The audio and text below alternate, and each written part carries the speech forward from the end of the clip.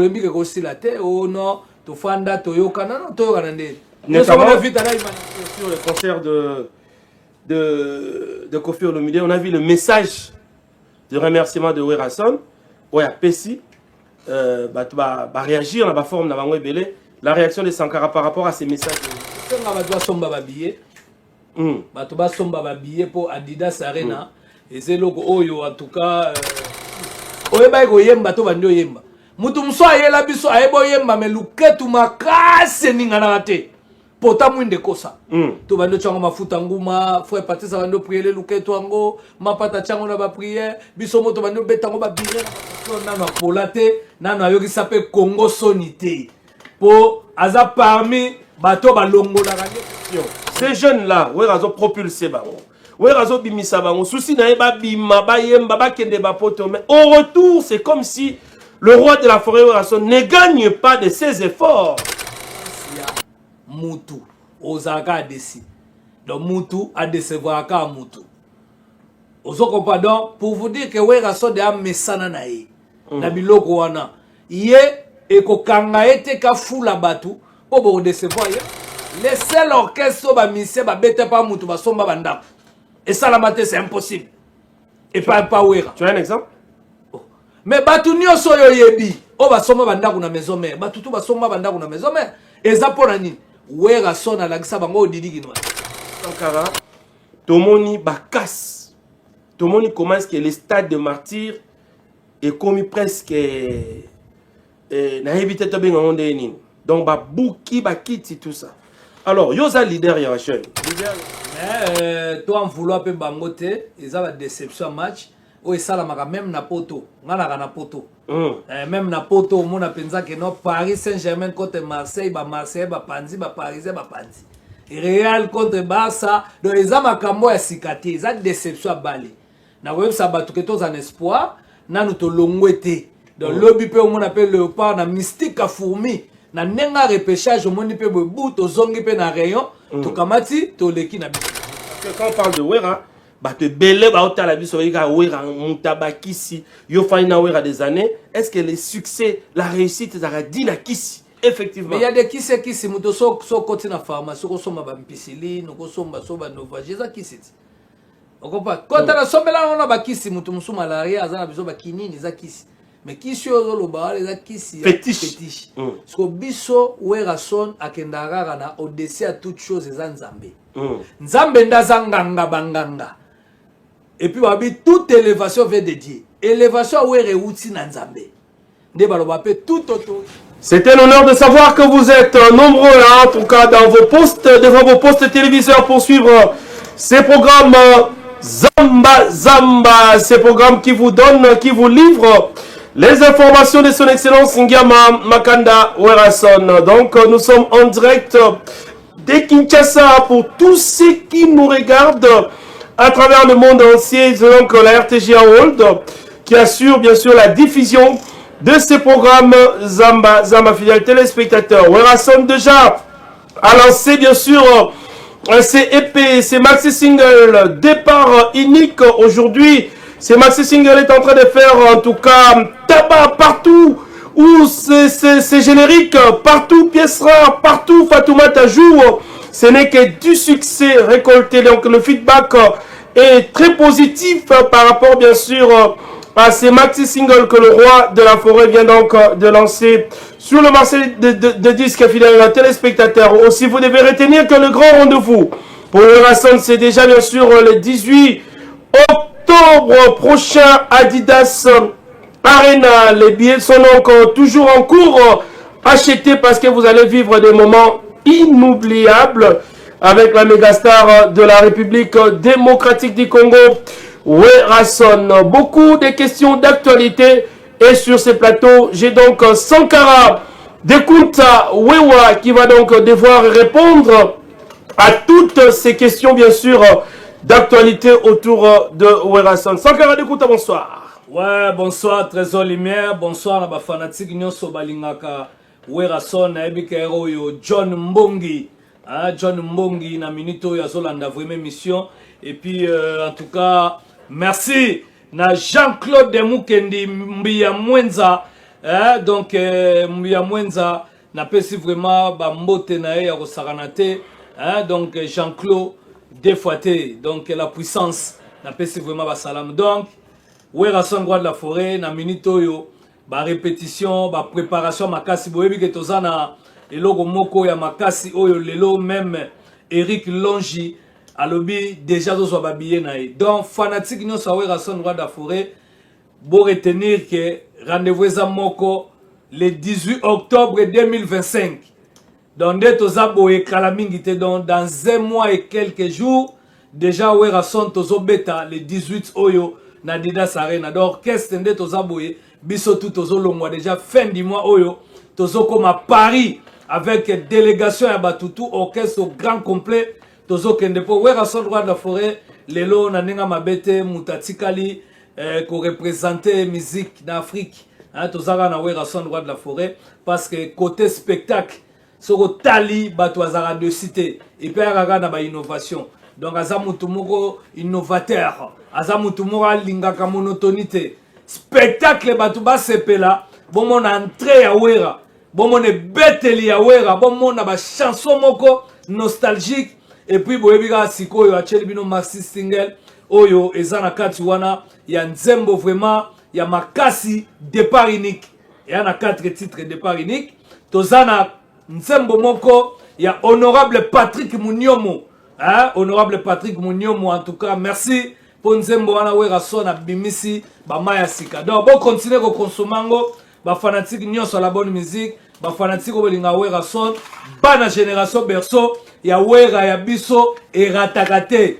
Donc bon la fier ya kopona artiste na bino Werason parce que fanatique nyonso Werason boza ba longi, boza ba gagnant pour Werason nano polate, nano yokisa pe Congo sonité. Pour aza parmi bato ba longola rande pays soni. Donc yango bomoni ke Werason Roi de la Forêt na minito batu nyonso ba fanatique tout bo zelate pour na minito yo na vente ba billet trésor lumière to komoko na risque.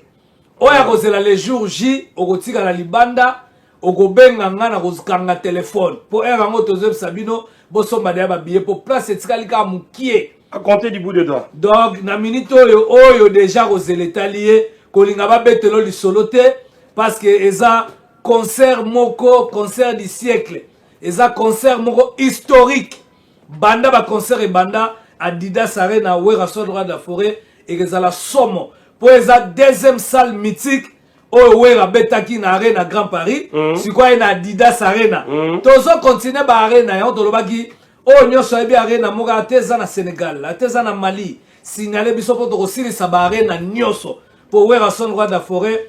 Il était hier, aujourd'hui encore, azo continuer et puis boyebi kaka lobby kutu ya kolobezata. En tout cas, merci Eric Longi déjà au Kendaki poto, ozo somba déjà ba billet aussi ici et puis Amadou Djabi producteur na biso le big a sombi pe déjà ba billet belé ba patron ya ndenge na ndenge na FC bino ke Serge Konde équilibre même Tobi Kayumbi Eli Abana Mbujimai t'appartient Tobi Kayumbi alobi yé pas au somba babi. En tout cas wana zalaki parenthèse mon aïla déjà avoir ma question na yo voilà Michael Chiyo Yosika Zali à comprendre que Nino Mavwemba a Outa Poto Akimate. Merci Sankara de Kuntawewa. Je rappelle que nous avons donc Sankara sur ces plateaux. Nous avons de la matière ce soir. Matière nous sommes là. Toutes les questions d'actualité au Bozo Zela, ça sera posé bien et bien dans cette émission Zamba Zamba. Mais je rappelle que le Roi de la Forêt a outi bongo kobwaka clip pièce rare Nanzembouana. Le Roi de la Forêt a bimisi ba jeune, le jeune talent de Tolobaraya, dénicheur de talent et puis formateur de son état Nzamba Pessier. Pouvoir, voilà, je pense que Sankara a fait ça sur les détails. Mais je rappelle aussi que cette émission est donc sponsorisée par la maison d'achat des diamants, le comptoir Dikin, de lui-même le boss Didi Kinouani, donc le grand sponsor de cette émission Zamba Zamba Chiyoyo Michael. Je pense que Bandego Bayebi, qu'est-ce que le boss Didi Kinouani, la légende, le patron, a donc fait pour les mécénats dans la musique congolaise et l'achat, bien sûr, des diamants. Grand merci au boss Didi Kinwani pour tous ces grands acheteurs de diamants. Et merci en tout cas pour le soutien. Yosa Légende, Yosa Historique. Pas trop de commentaires à faire, c'est donc notre sponsor légal dans cette émission. Zamba Zamba, les boss Didi Kinwani, les grands acheteurs de diamants. Grand merci donc pour lui, pour son sponsoring dans cette émission. Zamba Zamba, vous êtes donc en train de voir Sankara de Kunta. Voilà. Dans un clip, il y a pièce rare. Voilà. Tout le monde a pièce rare. Le roi de la forêt Bimisé Bisso, ma nouvelle figure. Tout le monde TikTok, Gérostar. Tout le monde Neymar. Pourquoi le roi de la forêt Azadjana ba catholique, Azadjana ba inongo, oyo pe il n'y a pas longtemps baye, pour n'y a pas si bango espace te bango wana ba respirer, aye sous na ba nouvelle figure.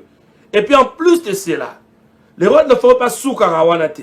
Au moins abimisi pe bango boye, azu pe bango me bango na poto. Mais tout ça connaître pe ba défection ba déception et belé. Au moment où on a sali tamingité, à kepe poto soit à kimi, à zongité, tout ça. Mais pourquoi Baba Kambounio soit les autres décourager le roi de la forêt? Il continue à former, il continue à Robimisabana. C'est quoi? Bien sûr, les secrets, Yahweh Rasson. Et pourquoi ne pas rester avec Bao Baza déjà, Ba catholique n'a pas inongo? Ce qui bolingue qui peut être bien, il faut aussi un coach à ça la prestation. Donc, Werason, roi de la forêt, et c'est équipe Mobimba. Nous avons une équipe nationale de musique à Congo. Donc, ils ont le roi de Léopard, Nabiso. Donc, nous avons Werason, roi de la forêt. Tant que tu as une mission, tu as une moment où utiliser. Nous avons bandaku, M. Papa Moro, à Taliban, Nabiyo, et que Simba l'électricité. Yo et que Simba M. Sous la pédagogie, yo kende sala droit, yo kela sala médecine, yo sala boyo. En tout cas, na makambo ndenge za boyo kende. Tout le monde a rappelé na banda ku ba fandi ba bité faut deux personnes ba gene poto me bo a 10. Ba poni deux personnes, c'est pas dit que 8 ba tikali bazamba na papa wana te. Donc wera son na binenga utilisaka. Nenga utilisaka ba maya sika. Époque ba fabrigaz, époque ba déplique pomba. Donc lelo na minito yo wera son atali ke na nzemba Patrick Munyomo. Oyaza Eli Agoma, en tout cas honorable moko le plus simple. Et puis oyo batu ba yokela kamakasi ana population ko saranate o wera son a immortaliser les sous na nzembo. Donc yango monike honorable Patrick Munyomo wera talaga bité. Lokolo honorable les meilleurs clips, les meilleures chansons. Les senga nini, les senga na utiliser catholique à bandaki. Catholique à bandi. Après to yemba la mona TikTok. Talaga ka mise comme on TikTok. Ayembi. Et puis toza susuna Michigan. Ouais. Michigan yembi na kati. Toza susuna Neymar na kati. Mais bobo sanateke na Fatoumata pesa na batu musupe ba yembi. Toza pe siko na dernier parce que ça 4. Départ unique les introductions au Werason a utilisé Jamaïque na yemo roi Saboka Sonda mukonza bawewa betwa bumalubimpa. Muluba solo solo. De Werason a utilisé ba animateur ba kangi départ unique. Aena cha a utilisé ba chanteur a utilisé. C'est pas dit que bango ba meilleur que les gabatu mususu mais ça na nzembo no a utilisé oyo. Mais après toza na morote pour départ unique et ko annoncer à Jean-Baptiste et ko annoncer arrivage à Jésus-Christ. Donc ndenge moko na minito morote tango ya. Toi la nzembo pa danger ba Simo Ikamba, toi ba nzembo ba Papi Machozi. Au moins la morote, le roi de la forêt bimisi susu bato mususu. Ako bimisa bato mususu net nzembo mo ezana ya Didi Kinwani. Bon, Mosombi monene babi incroyable. Mutazo maintenir titre neti lelo. bon. Pour le ba mabe muta mbongo akwei. Mais yaza incroyable. Si vous battez un le roi Didi Kinwani mutema malamu abota maswa kabita go bela le roi malaria 18 plus. Bon. Et un nzembo mo ezawana. Batwa lobi ke no bo kende ko teka ba diamant na bino pa Didi Kinwani. Musika teka na boulevard. Na boulevard. Alongole na bino Angola, ayela ngo bino na awana kisasa. Mais ça partout. Si ko wera son M sous ça utiliser ba mise mususu. Et le roi na mito nzembo ave na biso Rola Kashwantale. Bazo féliciter pa wera ndenge DG mais comment sou kitoko. Tango zo mona ba ya papi mbui motema mama Zozanies bo moni ba veti jo changala. De wera azo yemba bango. Wera azo yemba ba koko muya. Oya zalaka mingi na Francisca di Mama Sandra Bisanga. Donc pour vous dire que tozo kende na banzembo ya Théo Zambrota nzembo ne so boyoki boko piquer ba crise. Mpangi plus mpangi est égal à mpangi. Siko wera na suka tati lelo bato asomaka banzembo. Zo lokola Jean-Claude Mukendi. Hein? Mbiya Mwenza, mu Jean-Claude la puissance wera zo embaye. Donc mais la déception. La déception. Ces jeunes là, wera zo propulsé bango. Wera zo bimisa bango. Souci na eba bima ba yemba ba kende ba poto mais au retour, c'est comme si le roi de la forêt Werason ne gagne pas de ses efforts. Est-ce que Gotika n'a été obimisa ba jeune? Na samoyo soko zeli reconnaissance ya mutu ozaka desi. Donc mutu a décevoir ka mutu. Ozo pardon pour vous dire que Werason de amesana na ye. Na biloko wana. Ye ekokanga ete ka fula batu po bo décevoir ye lobi. Po mutu msoko mo na ko décevoir bino a décevoir te. Oyo bozo chakate ba décevoir. Elle va tout que Londres, batum soto ndima ete bakima. Donc pour vous dire que trésor lumière na yomo tabna ah nanyo. Na Paris parfum d'hiver à Kima qui se disait professeur. Qui se disait par professeur d'université. Donc pour vous mais pourquoi tous ces gens-là déçoivent à la fin? Nazolo bake Werason azana mutema malamu azo chasser chômage azo contribuer na reconstruction nationale la mboko aboyi kuluna aboyi jeune trangale a telemana de ambile pour rien alobi o nyo swazana don boya na secteur na musique nanga laissez l'orchestre ba mise ba bete pa mutu ba somba banda et ça la maté c'est impossible et pas Wera. Tu as un exemple?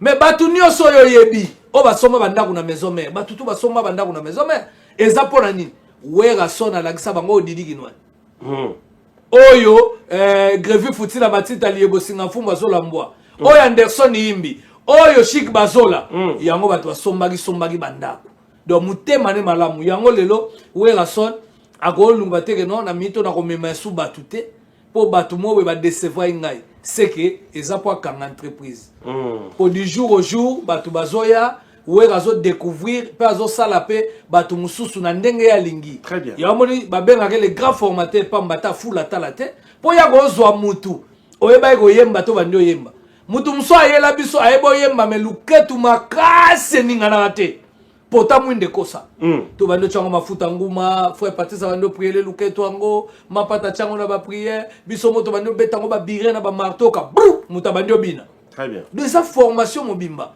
oui, quand on a répétition, on va inviter banda physique et bandaki. De biso le roi école moro ya armée. Et le roi ba formation on a baki tona. Ya moni Werason en tout cas, a continuer ko fula net si botozo ke une délégation, mais ce que bien les lelo équipe to zoa to koma bela to kendaka na bango to zonga na bango. Voilà. Bato ba comprendre que poto eza paradis. Bato ba comprendre que poto eza cimetière à ba musicien. Pour beaucoup de musiciens batika na poto lo ba koma kotumba ba kamundele. Ayebi pena tilapia oyo malangwa ebelite ayebi pena ke ondena semule misi bambuma akolamba ngo sambuma mwasi akosa. Pona nini olekisa ki fina yo okaisa na poto ba kosi yo otikali okoma o regretter. Misala passion siko ya biso ya ba poto. Yo kasi pour ça lango foza la courage yango fo remercier bana poto. Tozapela ba climat musu hiver. Bakola muso na 6h obi oke olongweno musala. Pour malili trésor limé que na poto. Ah, je connais hein. Pour le remettre ma Bertina faut comprendre. Je connais. C'est pas facile. Non, c'est pas facile. Ya omona ka mutu na mutu face à musa na eba ko sabinoti. Ya omoni Werason le équipe pasali et équipe moko en tout cas merci na Junior Katakata secrétaire le plus intelligent. Merci na Dr Pichu Musungu, merci na Bona et puis Yemoko Papi Mvula et puis Mashiro Kifaya le cousin Wera. Oh, il a quel rôle aujourd'hui dans l'orchestre? Il est permanent ces derniers temps. En tout cas, Azana Nyoso. Au moment que na minito Werason aza entouré na bato maele. Maître Serge Azawana. De ce rotali peno au monde même ba Serge Mabe. Azawana maître Serge Mabe bazo soutenir Werason. Donc pour vous dire que Werason juridiquement il est fort. Na nenga orchestration ko lobaku touté. Administration rien à voir pour na bato musunenga azana. Agosi marudu bigité mais big italien yango moko komi. Donc Werason lelo ako continuer ko fula trésor lumière ako ko tikati. Voilà. Et alors, les lots total, va PDG plus mobile, va te belé, va décevoir, mais c'est pas dit que RTGA continue à recruter tous les jours. Madame Christelle Mobile, va recruter Pega. Voilà, merci Sankara. De Kunta. Wewa, là, donc je vais saluer comme ça avec beaucoup d'amour. Balobi Mpangi, plus Mpangi est égal à Mpangi. Un Mungongo qui se respecte. Biso Bangongo, toi, fier na yo, bête fier na nge Mpangi na bête. Yateo Zambrota Zamba. Balobi Yateo Zambrota Zamba. Biso Bangongo, toi, derrière yo. Le patron, le boss, merci de soutenir Trésor Lumière et cette émission Zamba Zamba. Merci à maître Serge Zima, le crack du barreau qui suit cette émission.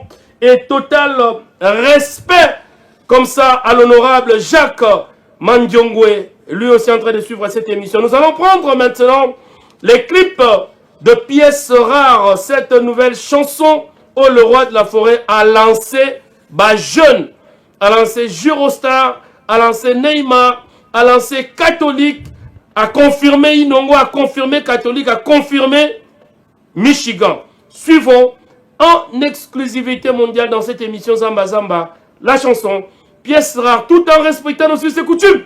Recevez Patrick Mbangama, présidentiel. Recevez. Pièce rare avec le roi de la forêt Werason, une chanson dans laquelle la mégastar du Congo a immortalisé ces jeunes. C'est un jeune comme moi et toi. C'est grand mécène. Cet homme de la culture et du sport qui n'est autre que l'honorable Patrick Mouniomo, l'élie de Dieu, l'élie du cœur. Yazaranabiso, Fandaranabiso bien. Merci en tout cas pour cette chanson. Azao mérite Nzembo Aboye parce que bien fait naïe. Ils ont compté bané. Il en a commencé très jeune à Kolinango. Il est jeune, mais l'expérience de sa vie, c'est comme si Moutumora Salab a 40 ans. Non, c'est parce que Azana Motema Yarosal Sabatou. En tout cas, encore une fois, félicitations à l'élite du cœur, à l'élite de Dieu, l'honorable Patrick Mouniomo, pour cette très très belle chanson, en tout cas immortalisée par le roi de la forêt. Puis nous saluons aussi comme ça l'équilibre. Lui, c'est donc l'excellence Serge Condé. Équilibre. En tout cas, il a toujours été ensemble avec l'honorable Patrick Mouniomo Sankara. Obosani Tobi Kayumbi, pour Vazalaga Misato. Donc, c'est l'honorable Patrick Mouniomo. Voilà. Excellence Serge Condé. Et l'honorable Tobi Kayumbi, l'élite de Mbujimbay. Voilà. Voilà, merci beaucoup. J'ai assez na équipe wana pour que tout le monde s'en Sankara de Kuntawewa. Le roi de la forêt, tout au bêta, les solos à bas jeunes. Quand on recruté bas jeunes, tout le monde bango, notamment TikTok, Neymar. Mais le roi de la forêt, les lois bandi pego yemba de jeunes oyo, bah sont confirmés sur les plans social, sur les plans politiques, honorable Patrick Mouniomo. Donc, ils vont dire, mais pourquoi est-ce que Patrick Mouniomo, musicien, le roi de la forêt, Ayembaye? Cet échange de Salama Yindeni, c'est l'honorable qui est venu vers le roi de la forêt, ou c'est Werason qui est allé vers l'honorable pour que les autres soient pièces ça. Ben quand il y a cette machine en Salama Yindeni. En tout cas, tout d'abord, Werason Aza Mouto Aza na fondation. Patrick Mouniomo Aza Mouto Aza sala ba action sociale et belé. Kaka na Goma te malgré Zeli à Goma, mais na République nyonso à Congo, Patrick Mouniomo sala ka makambo danger. Ce que Wera lobi maintenant, comment tous les députés Moussou va voter bango mais banda yaka jour à campagne à Kima.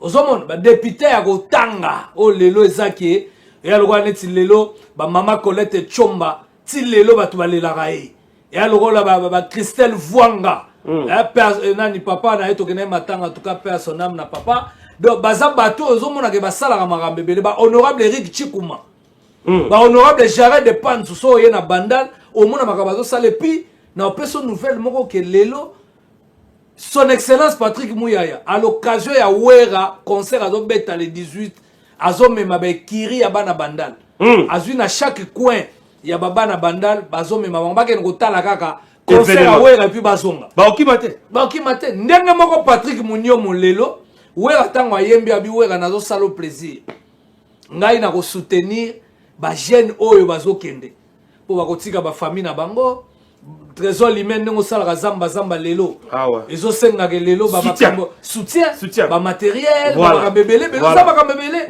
donc siko batuana ozomona ke même lelo so ba continue na assemblée te batu bafanda bina ba otala wapi Tobi Kayumbi wapi Patrick Munyomo wapi Serge Konde wana président Vital Kamerhe bibo to banana nous asani plénière te donc par exemple bato ni c'est un nouveau vent de la classe politique congolaise ça donc va ya sika mu pepa sika voilà ozomona donc yango tolobi ke lelo soki bato ba sa makambo bien wera son état ambassadeur de la paix état que muto yo azam l'homme social habite muto asa de makambo boye boyebi makambo ezoleka na mboka na biso lelo o toza agressé mais Patrick Munyomo atika kabana STT azotinda badona ye azosala makambo binene ye na Serge Konde muninga na yebo tala ndelo na Tobi Kayumbi mbuji mai elobi no en tout cas to vota na biso mais lelo penza yo to voter à vie voilà donc c'est ça bato biso tozolinga ya roi Serge Maître Zima Maître Serge Zima le crack du barreau donc baza bato na ba Eva Kazadi basala makambo so concert ali au mona bango pena ba ye na ba fidèle matondo donc pour la soutenir artiste yango moni wera son atala gabité lelo mupepe ba jeune parce que comme un moment moko au mona batu musu habité autorité ba koyemba ka été c'est dans ma période boko hein mais sikoyo son nzambe to sambela kaza na besoin ba glorifier son nzambe to sambela kaza ko to jaloux oko jamais ko adorer mutu mususu il faut quoi adorer kaka nzambe donc yango lelo na minute na ndenge sikoyo biso batamukile tu as besoin de titre, tu as besoin de wana ko honorer bato ba sala musala ya solo, bato ba sala makambo bien. Yango moni toza ko honorer bango. Donc yango na moni wera son abi non en tout cas na yembi nzemba parti Munyomo eza meilleur clip, meilleure chanson. Ça c'est ba moni boko ka nzemba ba américain. Mais nzemba ba embeli Patrick Munyomo et puis clip salama na ba condition moko na ba site moko afuta. Omoni kala toza zala musumu tasimbi bouteille ya champagne mais mai na kati. Mais il y a champagne à solo, champagne réel, tout sali clip, nourrir, loger, les transports et les provisions à la maison. Voilà. Patrick Munyomo.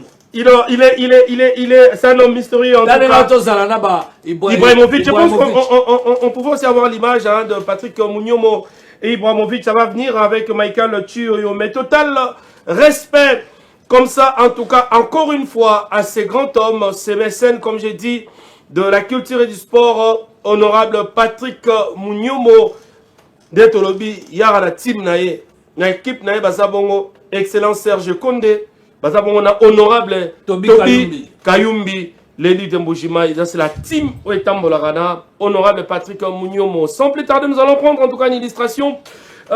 C'est défilé des modes. Balobi Mikolo Yotozola Tajinakas. C'est une femme congolaise. Habitant bien sûr en Angleterre, à Londres, Yewana, elle a été invitée avec sa marque Jinakas na Fashion Week. Bandeko Babolingo, c'est une Congolaise. Oh, bah invité qui na Fashion Week, bah mannequin ya Mindele, bah mannequin asiatique, bah mannequin océanique, bah défilé na marque Jinakas. Balati ba pyjama ya Jinakas. Balati ba robe ya Jinakas. Balati marque d'habillement Jinakas. Oh, bozomo nazali bon na Fashion Week na Angleterre. Grand merci, c'est grand défilé de mode. Vous avez organisé na Grande-Bretagne. Grand merci et félicitations na Mama Jinakas, na marque na Jinakas. Ba Congolais tola tayango. Je pense aussi que le 18 octobre na Adidas Arena avec le roi de la forêt Werason, Toros Alabon na Jinakas. Pour présenter les marques et Jinakas devant le public français. Sans carré de compte, à tout le plateau, voilà. Une réaction, voir une dame congolaise comme ça, na niveau, il y a Fashion Week, boy. Sans carré, tes impressions à chaud. Il y a Mama Jinakas. En tout cas, ça va, Mama Jinakas. Azosa la bilo bien, il faut féliciter. Azamoto Lelo, donc, Ngai Nazope, c'est vraiment un coup de pouce parce que c'est pas facile. Hein? On dit Lelo, moi, na moi si. asali entreprise oyo engagé pe batou. Super. Donc azo futa pe batou. Donc apesi misala na République. Super. Ya lokola lelo mon colonel Popol Bokele. Asala ki mariage na Hilton avec Mama Gigi. Ozo sentir que tali couple, tali mariage va te sepeli. Donc eza ba biloko fo batou ba fanaka. Au mona John Mbongi a félicité mwana mwasi. Bana basi fo bazala bato yo lobilo baza maele ndenge tozo féliciter ministre na biso ya jeunesse. Ozo ko pa ministre na biso ya jeunesse en tout cas tozo féliciter musala zo sala. Parce que à kotika kala mingi te makabdo to na besoin bana basi fo parité zala. Il faut basi bazala partout. To moni bana basi ba commencer la misala ya ba mibali. Bana basi ba mécanicien, bana basi ba menuisier, bana basi ba gestionnaire. Donc bana basi misala kala to ka sa mibali o mona bana basi. Donc lelo tant na zo mona Mama Ginakas azo sala makambo boye eza vraiment plaisir. Donc moni sepeli si même ya Didi Kinwani alinga kabana basi boye. Ya on tozo bisa bana basi nyoso conseil gratuit. En tout cas koyoka no sonya koteka fufute. Koyoka soni ya kotanda te uni kolinga katsa te ka foke ne Dubai. Il faut que ne soit le problème c'est TikTok aussi, TikTok fait ezoboma. What is that trafic d'influence? Ndinga matalana.com @mutozana eloko te molingo faire voir netwana eloko. Tango kokende na place a kolala pamba ndako pena batali pena boido perte. Na ata mateloza na ngote. Tokolinga ningwana te faut vivre na réalité, to tiko vivre na monde à rêve. Parce que bana basi abo il faut qu'on remercie bango ya omoni alobi na concert a wera akozala koya ozomona malgré nanu tokutani te nanu ayambinga te apesa des promesses si lelo non réalisé Sankara de Kunta. Oui, nous allons avant tout parce que comment les gens doivent acheter les billets. Programme les années OK Paris tous on connaît la grande actualité parce que ici on fait la promotion bien sûr des départs uniques et aussi la préparation de ces grands concerts de Werason à Adidas Arena. Tout ça, la parenthèse, il y a un sport. L'actualité aussi reste dominée par la défaite. Il y a Congo, dans l'équipe du Sénégal. Mais après la défaite, Sankara, Tomoni Bakas. Tomoni commence que le stade de martyrs est commis presque. Donc, Bouki, Bakiti, tout ça. Alors, il y a un leader, il y a un jeune. Leader, il y a opinion. Certainement, tu étais aussi au stade. Mais voir ces genres d'actes de vandalisme, comment on a des matchs ici, aux sports, et c'est fair play, tout le monde a des d'abord, toi, on sait là où Sankara Outi, pas commis les lots, qu'est-ce que tu peux dire à ce jeune-là? Au bazar qu'on envier Sankara, Bamoni Sankara, le lot commis domestique, riche, patron, mais qui se comporte comme ça après un score? Oh, je sais faire plaisir dans le football. C'est une parenthèse. Lelo, il faut que acte les bien ils ont bien parce que ils ont un au stade de martyrs et puis lelo image déjà na ndenge ya kobuka ya kosala ba acte ba barbarie ngwana ils ont bien to kondanango mais toi en vouloir pe bangote ils ont la déception match où ils salamaka même na poto ngana na poto. Même na poto on a pensé que non Paris Saint-Germain contre Marseille ba Panzi ba Parisien ba Panzi Real contre Barça donc ils ont makambo ya sikati ils ont déception à Bali na web sabatu que tous en espoir na nous to longwete donc lobby pe on appelle léopard na mystique à fourmi na nenga repêchage on pe bobu to zongi pe na rayon to kamati to leki na biso donc en tout cas na osenga vraiment na mukonza mboka na biso Fachi Beton na ebika linga mingi bale a s'impliquer omoni lelo loko sala kala bazolia bambonga ba joueur mais lelo comme joueur azumbongo na banque mbongo na ya prime mi bimeleli avant donc nyonso aneza président na biso Fachi Beton yango moni muko tombolo na pesa ke vraiment ba merci pour azana besoin ana souci mboka azo tombola sport azo tombola culture azo tombola oh nyonso ayebike non ezo senga vraiment soutien zala donc yango moni ke lelo même ministre na biso sport son excellence Didier Moudimbu oyo aza ko se battre pour na vraiment football et matali susu batebele ba PC faute mais hier abetaki balité bali zalaka ndengwana boko PC faute te na yebike derrière pe ba jaloux ali babima pour ba condamner pe ministre donc ministre asaki makamu nyonso na ndenge chef de l'état pesaki mitindo ye pasala gam de nyonso leki na bien en tout cas bana mai boyebi kaka donc to tcha na 16 ans déception même ngai j'étais abattu. j'ai dormi tôt. Nalalaki, nayebi yo balé, vome musique. Souci moko. Donc, attends, t'as benga na zo yamba souste. Est-ce que les fétiches existent? Dans ma tout ça, on a vu. En tout cas. Non. Voilà. Yo Zarana, le roi de la forêt. Avant match, tout le monde va vidéo tamboli. Oh, Bazouaka, Kababengaka, Wera, Yemora, Yabinera, Osala. Pour match, ça va bien. Tout ça. Quand les gens disent ça, les gens pensent que Wera, c'est un grand féticheur. Keba Siksa, Sala, Zaraya, Kissi, tout ça. Est-ce que toi, tu crois en fétiche? Les gens qui disent qu'il faut autozong et la pratique fétichiste pour avoir réussite dans certains domaines, notamment la musique et notamment le sport. Oh, par exemple, on me dirait tout la vie à qui? Est-ce que toi tu crois au fétiche d'abord? Bon, fétiche, ça existe. Vas-y. Mais si on croire dans le monde, on est comme Mabé. Au moins, il y a des positif et des négatif. Il y a les biens et les mal. Vous comprenez? Bateau va prendre les mal, oh, va chamutu bakata, oh, ba otala te qu'il faut lukana nous le royaume des cieux. Ba on peut bazana bango ba sacrifier ba âme na bango. Wana bazali. Mais bateau peut ozomona que no ba yebi ke nzambe no ko bena donc de croix Seigneur Jésus sera sauver toi et ta famille. Oh donc mutu nyoso ana foi ya kondima agotikala kondima. Lelo mutu mso azana pona yeba les techniques. Baleza bobeta bale. Mutu musu pa yebi ke no bale esenga pe moi bitse comme selon mutu na mutu. Selon Sankara Zani. Selon Sankara. Je viens autour sangi sur la musique parce que quand on parle de Wera, bah te belé ba ota la biso Wera mutabakisi yo faina Wera des années, est-ce que les succès, la réussite ça dit na kisi effectivement. Mais il y a des kisi mutu so côté na pharmacie ko soma ba mpicilline ko soma so ba novage za kisi. On comprend. Quand on a sommé là, on a bakisi, mutum sou malaria, azana biso bakinini za kisi. Mais kisi ozo lo ba les kisi fétiche. Parce que biso Wera son akendara na au-dessus à toute chose za nzambe. Nzambe ndazanganga banganga. Et puis wabi toute élévation vient de Dieu. Élévation Wera outi na nzambe. Nde baloba pe toute autorité vient de Dieu. Léo la minute au fachi beto pas comme président za wazate. Donc ça nzambe muto baga za président. Nzambe mtawabaki Mama Denise Nyakeru akozala la première dame. Donc ndenge moko pena bale, ndenge zawana eza G qui est le meilleur gagne.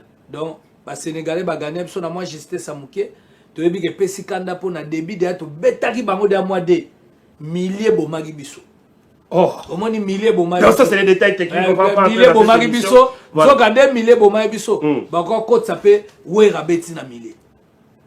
Ba côte Wera beti na milliers. Côté qu'on a battu Fali Poupa, côté qu'on a battu Richie Watanabe.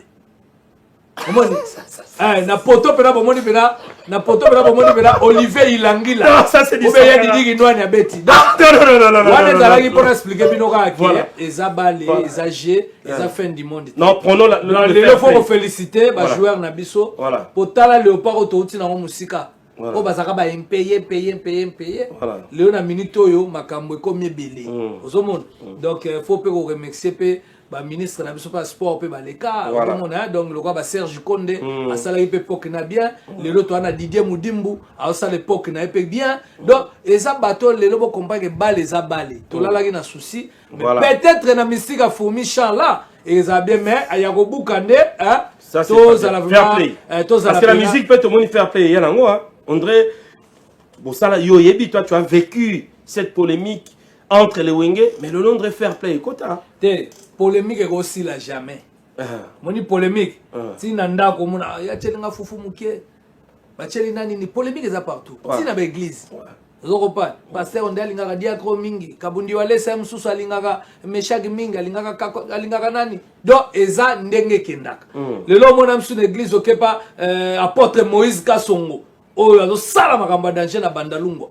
Donc so kepo mona ke ba emsu makambo ezabo. Donc ezaba biloko yo et ça la makanango polémique na musique il faut ezala. Mais en bien polémique moko loyal. Moko to yo kana bena comme le roi classe fanatique olemba ah ba yo kana na ba. Zo to yo kana te. Ya lo kwande biso zaki na ba BCBG ndenge ti lelo to zalaka eza guerre aussi la te piken. C'est ça. Et kendaka bongo. Soto bandi Wera baliaki fufuna jibe bake balali ba mezi ba CST fanatika zo mona lembisaka. Il faut bena Wera ndenge zo betabo jiba zo betabo. Côté kuna jiba bimisa disco Wera bimisa disco ça va polémique moko loyal. C'est comme ça, hein? Donc Batou, Bazwango bien, moi ni musique lelo, bana lelo nde, bazo comprendre musique te. Musique est même dans langage non. Musique pas la période nango, même la période biso de ça polémique te. Ata boluki biso ndenge nini bo ça polémique na bino ya bino moko en privé, biso bouche B. Super. Ezali. Ezali na moment en tout cas toi on a besoin de polémique. Super. Pour ça la biso pe promotion et que ne moi boy. Donc eza température. Donc polémique est aussi la terre. Oh non, to fanda to yoka non to yoka nande. Notamment après bien sûr le concert de Koffi Olomide, on a vu le message de remerciement de Werason. Ouais, à Pessi, réagir dans la forme la réaction de Sankara par rapport à ces messages de phénomène Werason. Nagosenga batwa somba babiye. Batwa somba babiye pour Adidas Arena. Et c'est logo oyo en tout cas même aux autres sentis pena que non Dominique Litanda a pesi délégation à Ebatu bakende belé Dominique Litanda même yemoko patou la bemba donc le cerveau naba David Mangaya batu toute délégation ça ba Keve Kamuzuna ya Tete Beton ba maman na biso moko donc aux sentis pena que non ya Fani Tshisekedi Mangaya des fois te batu tout balobi ba Rosal. Donc forte délégation de Outa Congo, talaka ya rolaka Chantal alobi batu fo bakende. Des jeunes. Donc, et ça va bilogo yo, to komi na niveau mongo so muta ko beta boye, batu bazo uta partout. Si na bangola ba MS fond bazo ya. Ba Adolphe mute ba chilamwi na baroya, donc batu belé tout balobi bazo ya. Donc na ba délégation ya mo senga ke batu apoto kaleza so misike beta na poto zaka bata poto nde ba okota. C'est ça. Mais les gens sont bon. Serge Zima sombi babillé naï. Le crack du barreau. Donc on senti que donc bah te belé bah fandi pela balobi en tout cas. Il y a un autre lobby que dans la musique aujourd'hui polémique est loyale donc on peut se féliciter, on peut se remercier entre nous, c'est normal. Les gens la musique, ils ont la musique na nyoso. Même na balé debiso Léopard Topola contre Sénégal. Ouais. Donc féliciter le Sénégal qui va gagner. Omoni na box kutu omoni pena msusu champion bakole azo bunda boye na suka nango oya perde ye ou bien ya yambani to mona ngo même na oloko ba combat ka jonini MMA omona batu ba bundi ba panzani ba makila ba yambani donc waneza nango ezala ka déjà on comprend même na musique lelo Werason a félicité mutu nyonso sa musique ne ya bien. Et puis Moutounion soit bêti concert ou bien bimisi disque Werason a félicité état qu'artiste. Et puis à la Moutoyo a tika la kozala jamais jaloux à Moutou alingaka évolution ya ba artiste bazala bien. Ya ngomoni lelo il faut pena batu so ba fandi même John Mbongi alobi Sankara tete Wera aza Moutou moko deux fois. Merci. Tolo babena Didier Manzenga son excellence a félicité sous Wera makasi pona et l'ora sali et puis n'enga zala. Tala mutaza mubali ya maman pasteur. Voilà. Donner zana et l'ora nyonso Wera. Il a un cœur. Aval ya foba sambela. Avala la foba sambela. Aligabi ma foba sambela. Voilà. Donc même concert c'est quand Wera zala prière. Mikolo nyonso ara ba gêner prière. Soko tali recrutement to sali banda ba recrutement banda ba mission ndengona na monate. Les danseuses, surtout les danseuses. Non, non. Bana bango nyoso ba diplômé. Non. Soko tande ba lo anglais na français, tu pètes les plombs. De au secours. Voilà. Des fois. Voilà, Sankara Deputa. Merci en tout cas pour toutes ces réactions. Werason qui a un bon cœur en tout cas. Beaucoup de réactions positives par rapport à la sortie médiatique de Werason. Tout en remerciant en tout cas tous ceux qui font de très très bonnes choses pour l'émergence de la culture congolaise. Et puis, je vais devoir, en tout cas, remercier comme ça Maman Eloise Mopatas. Maman Eloise Mopatas, na États-Unis, la maman d'Exocena Glady, Maman Eloise Mopatas, la richissime belle. En tout cas, total option États-Unis, Topessier, Mote et Makasi. Président Touya Zingeti, Kojak Kabouya de Dallas. Merci na ML Sendeke Boss, Emenzinga de Parigo, Yann Pakos et Micho Fouakou Mputu, Bazarota Labiso. Sans oublier l'héritier du trône, Lui, on l'appelle donc héritier Ntsaman de la Sepromade, héritier du trône Topesio Mbote Makasi. Sankara de Kunta, c'est donc la dernière partie de cette émission Zamba Zamba Adidas Arena le 18 octobre. Voilà, Masai Production. Masai Production, c'est jeune. Tout le roi de la forêt, bah jeune kaka. Le même producteur à Betsaribiso dans Arena, Grand Paris. Yem to abet Samso Adidas Arena. Et puis Yem to abet Samso sur des projets après concert sous ma salle mythique. Il y a mythique. Donc, ouais, à son abord, on a 5 000 personnes, 6 000, 7 000, c'est niveau naté. Voilà. Donc, on a de 9 000, 10 000, 20 000, 40 dollars matakaka. Voilà. Donc, ouais, à son lélo, il faut qu'on dise, moment où on a à sala, on a dépassé, on a tiré au sala, on a pas au sala. Ah, ça c'est vrai. On comprend. Mais lélo, si on a le présent, ailleurs, les sous sont actualisés, à ce sala, les sous makambo. Dans le futur, à Rosala paix sous Makam. Babi, le roi de la forêt fait le qu'il a la bango, ba jeune. Ba yesu ko étouffé bango kaka li sousou. Le roi de la forêt ba concert ba plein kaka. Pourquoi on dit que la paix ba jeune en moté ba bon, juste voir na paix mina ngabo kende. Ya Isaac na scène. Babi ali ngoti ka tante, qu'est-ce qui se passe? Agogo tika te parce que yende ngaza na za coach ya musique à Congo. Yem tazaka opesa rythme. Soit le mikolo to comme na rythme malewa batu bolandi. Soit to comme na rythme bloc kadena batu bolandi. To komi na rythme sikoyo ya départ unique bato ba Kolanda. Talent matin ndenge betita ba solo même DG Costa itango na Kolwezi.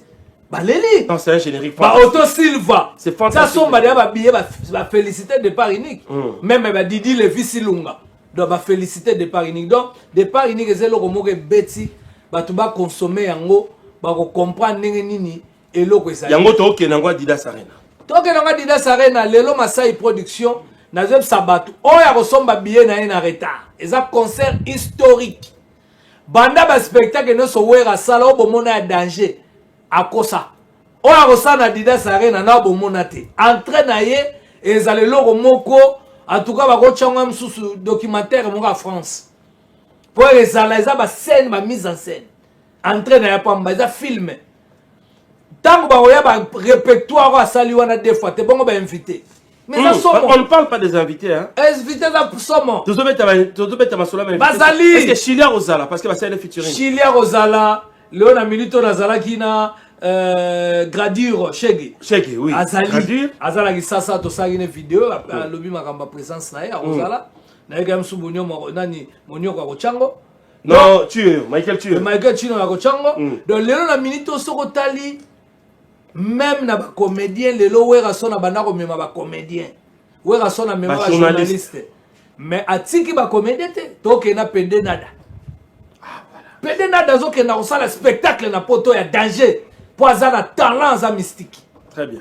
Donc tout ça ba invité sous surprise moi to lobango ezate mais bana poto boyebi wana ba mission nyonso bango de ba sengi ba présence na ba soto bando tanga wa ba musu ko piquer ba crise ye ba ancien ya maison mère te parce que bana oyo on va botami na poto bana va botami na poto génération berceau bango nyoso ba kosa siko na ba mission Congo eza ba surprise to tanga te wera lingite voilà alobi tika batu baba na kolemba na bilengite bazo ndiste spectacle voilà tika batu ba vivre ba mona pena ndenge ni ezaka question moko rapide minute sili Sankara babi na concert ya Arena Grand Paris.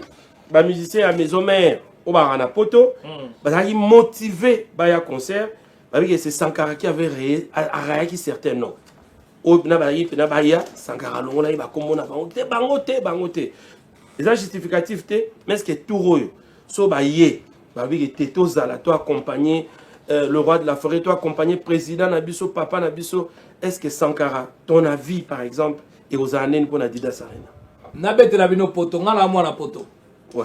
Nake depuis 1999, 99 nagi na poto. Voilà. Na yeko zonga ki sasa ti na ke sous poto. Donc na fandi na poto, ba na poto balinga bilonga kala suste. Ba misenyo so batika na poto, baliaka na bango na ba malewa poto, ba stambola na bango, ba metro, ba lemba bango. Siko mwana poto alinga nini maya sika. Ana besoin bato ba Haute Afrique.